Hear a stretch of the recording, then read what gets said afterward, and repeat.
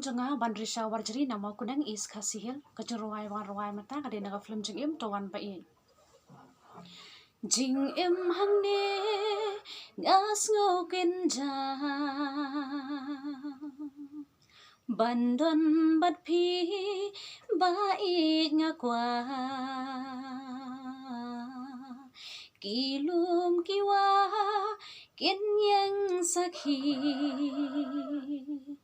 ba i nga i shisha ya phi tuan ba i tuan shanga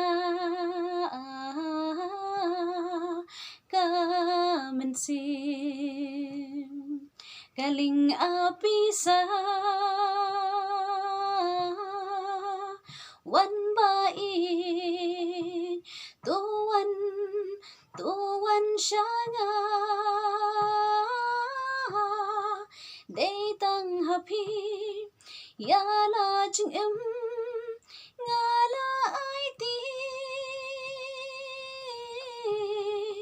day tang happy jing I chonga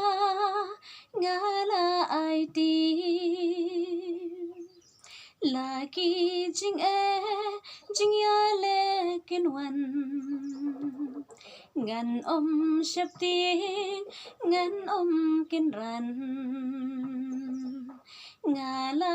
raikun haduka bakun tang happy shisha ngan yai ne shelta bless buan